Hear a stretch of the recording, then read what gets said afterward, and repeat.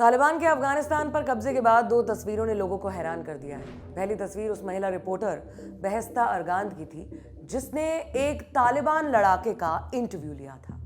वहीं दूसरी तस्वीर काबुल की सड़कों पर बेधड़क रिपोर्टिंग करती पत्रकार हसीबा ऐतकपाल की थी। ये तालिबान के राज में अजूबा ही था। इन दो महिला रिपोर्टर्स में एक और बात कॉमन थी, ये दोनों ही टोलो न्यूज नाम के मीडिया संस्थान के लिए काम करती।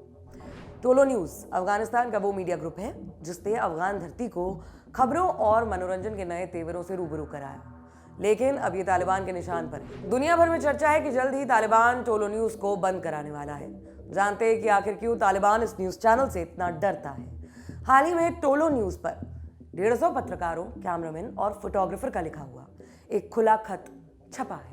ये खत शनिवार 28 अगस्त को प्रकाशित किया गया। इसमें कहा गया, मीडिया में काम करने वालों और उनके परिवारों के लिए बढ़ती चुनौती को ध्यान में रखते हुए हम विश्व समुदाय और यूनाइटेड नेशन से गुजारिश करते हैं कि हमारी रक्षा करने के लिए कदम उठाएं। मीडिया में काम करने वाले कई लोग कह रहे हैं कि दुनिया इस मुश्किल घड़ी में चुप नहीं बैठेगी और 2 दशक से बिना थके काम कर रहे अफगान पत्रकारों के लिए जरूर कोई कदम उठाएगी। टोलो न्यूज ने एक अफगान रिपोर्टर के हवाले से लिखा है, इस मुश्किल घड़ी में दुनिया को बस देखते नहीं रहना चाहिए, बल्कि हमारे लिए और हमारे परिवारों को बचाने के लिए कुछ करना चाहिए। एक अन्य रिपोर्टर रफ़ीउल्लाह निकजाद कहते हैं, हम अनिश्चितता में जी रहे हैं। हम नहीं जानते कि हमारा भविष्य क्या है।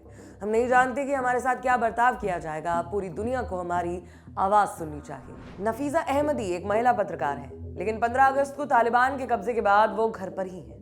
उनके ऊपर अपने परिवार का भरण पोषण करने की जिम्मेदारी भी है, लेकिन वो कुछ नहीं कर सकती। उन्होंने टोलो न्यूज को बताया, बहुत से रिपोर्टर्स का भविष्य अंधेरे में है। तालिबान को महिलाओं को काम करने देना चाहिए क्योंकि वे अपने घर की अकेली कमाने वाली है। ये सभी बातें सामने लाने वाला टोलो न्यूज अब खुद खतरे में है। चर्चा जोरों पर है कि तालिबान कभी भी टोलो न्यूज को बंद करने का फरमान जारी कर सकता है। टोलो न्यूज के को ओनर साद मोहसेनी ने न्यूयॉर्क टाइम्स से कहा है, मुझे तो इस बात पर ही आश्चर्य होता है कि टोलो न्यूज अब भी चल रहा है। हम तालिबान को अच्छी तरह जानते हैं कि वो क्या है। टोलो न्यूज से लेकिन इतना क्यों डर रहा है तालिबान और टोलो न्यूज का 36 का आंकड़ा रहा है। टोलो न्यूज अमेरिका में एक खास तरह का खुलापन लाने का पहरुआ रहा है। यही चैनल था जिसने नए अंदाज में खबरें और विदेशी कार्यक्रम दिखाने का चलन शुरू किया। ये बात तालिबान को इस मीडिया ग्रुप के शुरू होने के बाद से ही खटकती रही है। तालिबान ने अमेरिकी सेना की मौजूदगी में भी टोलो न्यूज को निशाने पर लिया था। ये जनवरी 2016 की बात है। तालिबान ने टोलो न्यूज को निशाना बनाया था। एक आत्मघाती हमलावर ने अपनी कार को टोलो न्यूज के स्टाफ को ले जा रही एक बस से टकरा दिया था, टक्कर मारी थी। भारी धमाके के साथ टोलो न्यूज के 7 कर्मचारियों की जान चली गई और 15 घायल हो गए। तालिबान ने टोलो न्यूज को अश्लीलता परोसने वाला, अधर्मी, नग्नता और विदेशी संस्कृति को फैलाने वाला मीडिया संस्थान करार देते हुए हमले की जिम्मेदारी भी ली। ये वो वक्त था जब अमेरिकी सेना के साथ अफगान सेना मुस्तैद थी, लेकिन अब अमेरिका जान छुड़ाकर भाग चुका है और अफगान सेना हथियार डाल चुकी है। ऐसे में टोलो न्यूज अब तालिबान के रहमो करम पर है। कई अफगान पत्रकारों को ट्रेनिंग देने वाले बीबीसी के पत्रकार एंड्रयू नॉर्थ न्यूयॉर्क टाइम्स से कहते हैं, ये समझना मुश्किल है कि कैसे टोलो न्यूज ने अफगानिस्तान में एक खास तरह के आजाद मीडिया को स्थापित किया। टोलो इस मामले में मिसाल है। टोलो न्यूज आया और इसके आते ही अफगानिस्तान में सब कुछ बदल गया। टोलो न्यूज ने अफगानिस्तान में क्या क्या बदल दिया, इसका अंदाजा इसी से लगा जा सकता है कि जब तालिबान 20 साल बाद अफगानिस्तान पर काबिज हुआ तो वहां 170 रेडियो स्टेशन खड़े हो चुके थे। सिर्फ काबुल में ही दर्जनों न्यूज चैनल्स खुल गए थे। लोग सोशल मीडिया पर बहसें, डिबेट्स करते और समाचार सुनते नजर आने लगे थे। ये सब अब खत्म सा होता दिख रहा है। 1996 से 2001 तक तालिबान ने हर तरह के मीडिया को बैन कर रखा था। फिर अमेरिका ने अफगानिस्तान में एंट्री ली और तालिबान को पीछे धकेल दिया। साल 2001 के बाद भी अफगानिस्तान में ज्यादातर सरकारी मीडिया ही था, लेकिन धीरे धीरे दूसरे मीडिया की आहट शुरू हुई। इसकी शुरुआत करने वालों में एक शख्स ने बड़ी भूमिका निभाई और उसका नाम था साद मोहसेनी। मोहसेनी अफगानिस्तान से जरूर थे, लेकिन उनका जीवन युद्धग्रस्त अफगानिस्तान के उन नागरिकों से अलग था जिनकी सुबह इस चिंता से शुरू होती है कि आज जान बच पाएगी या नहीं। साद मोहसेनी के पिता यासिन मोहसेनी अफगानिस्तान के डिप्लोमैट रहे और साद का जन्म लंदन में हुआ। जीवन के शुरुआती 25 साल उन्होंने अपने पिता के साथ दुनिया देखते हुए बिताए।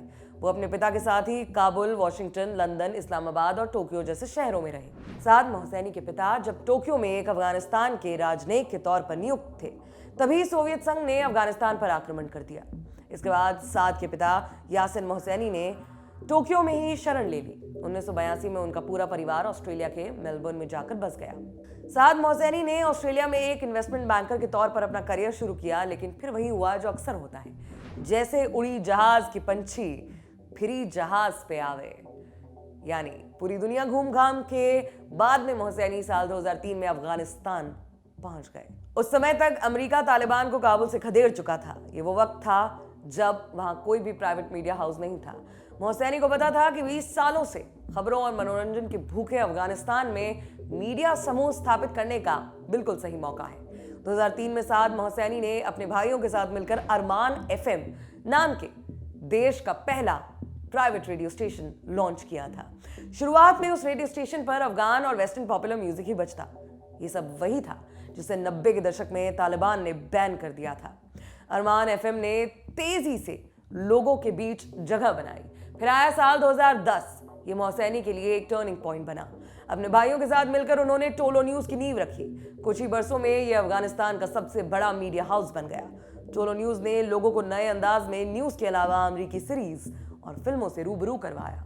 साद ने वो काम कर दिखाया जिसकी शायद ही कोई उम्मीद कर रहा था। यही कारण है कि साद मोहसेनी को अफगानिस्तान का रूपर्ट मर्डॉक कहा जाता है। मोहसेनी ने अपने मोबी ग्रुप के नाम से मीडिया ग्रुप बनाया। साल 2012 में मीडिया मोगुल कहे जाने वाले रूपर्ट मर्डॉक भी मोबी ग्रुप के माइनॉरिटी शेयर होल्डर बने। तालिबान 2.0 ने कई बार दावा किया है कि वो पहले वाला तालिबान नहीं रहा, उसमें बदलाव आ चुका है। ऐसे में ये भी जान लीजिए कि पिछली बार यानी कि 1996 में जब तालिबान आया था तो उसने मीडिया का क्या हाल किया था। दुनिया भर में पत्रकारों के हक की लड़ाई लड़ने वाले NGO committee for protect journalist की एक रिपोर्ट है। इसे अफगान गृह युद्ध में शामिल रहे एक युवक मसूद फरीवार ने तैयार किया। वो अब अमेरिका के नागरिक हैं और पत्रकार हैं। रिपोर्ट में मसूद लिखते हैं, तालिबान ने 1996 में काबुल पर कब्जा करते ही पढ़े लिखे लोगों और पत्रकारों को निशाना बनाना शुरू कर दिया। बहुत से पत्रकार भागकर पाकिस्तान, ईरान और सेंट्रल एशिया के देशों में चले गए और वहीं से स्वतंत्र पत्रकारिता की शुरुआत की। पुरानी समाचार एजेंसियों को खत्म कर दिया गया। 2 नई न्यूज एजेंसीज बनाई गई। ये थी अफगान इस्लामिक प्रेस और सहार न्यूज एजेंसी। यही पश्चिमी वायर सर्विसेज को अफगानिस्तान की भरोसेमंद न्यूज पहुंचाती थी। इसके अलावा तालिबान ने लोकल पत्रकारों को निशाना बनाया। पेशावर की रहने वाली एक अफगान पत्रकार को तब जेल भेज दिया गया जब वो 1996 में तालिबान शासन के दौरान अफगानिस्तान गई। इसके अलावा 2 पाकिस्तानी पत्रकारों को जासूसी के शक में तालिबान ने हिरासत में लिया। तालिबान ने पत्रकारों को चिट्ठियां लिखकर धमकी दी कि अगर तालिबान के बारे में कुछ उल्टा सीधा लिखा तो जान से हाथ धोना पड़ सकता है। इसी तरह का आंखों देखा हाल बिजनेस इनसाइडर के पत्रकार एलन चिन ने लिखा है। वो तब एक युवा रिपोर्टर थे और 1996 में तालिबान का शासन आने के बाद ग्राउंड रिपोर्टिंग के लिए काबुल पहुंचे थे। एलन उस समय का जिक्र करते हुए लिखते हैं, मैं तालिबान शासन में काबुल स्थित विदेश मंत्रालय के ऑफिस पहुंचा। वहां जर्नलिस्ट के तौर पर अपना रजिस्ट्रेशन कराने गया था। तालिबान के सैनिकों को खुद अपनी सफलता पर भरोसा नहीं हो रहा था। वो ऑफिस हॉल में बंदूकें लेकर इधर से उधर घूम रहे थे। शरिया और इस्लाम के कट्टर नियमों के मानने वाले तालिबानी टीवी म्यूजिक रिकॉर्डिंग्स तोड़ रहे थे। मैंने सड़क किनारे कैसेट और दूसरे टूटे पड़े टीवी देखे। सिनेमा हॉल के सामने तालिबान लड़ाकों ने फिल्म की रीलें निकालकर उनमें आग लगा दी। पुलिस स्टेशन पर तालिबान का कब्जा था और उनके अहाते में टूटे हुए टेलीविजन सेट्स का टीला बना हुआ था। अब अफगानिस्तान के मीडिया पर तालिबान का काला साया फिर बढ़ता नजर आ रहा है। वहीं इससे उबर जाने की बात भी हो रही है। टोलो न्यूज़ के कंटेंट डायरेक्टर न्यूयॉर्क टाइम्स से कहते हैं कि वो अफगान माहौल के हिसाब से ढलने में माहिर हैं। वो याद करते हैं कि जब उनके बचपन में तालिबान का शासन था तो वो एक कंक्रीट के पीछे बैंड डिश एंटीना लगाकर विदेशी फिल्में देखा करते थे। जानकार इस बात को लेकर उम्मीद जता रहे हैं कि पिछले 20 बरस में इंटरनेट और टीवी न्यूज़ के साथ एक पीढ़ी तैयार हुई है। उसे अचानक बोतल में बंद कर देना आसान नहीं होगा। ये खबर आपके लिए लिखी है हमारे साथी अमित मिश्रा ने। मैं हूं सोनाली, शुक्रिया।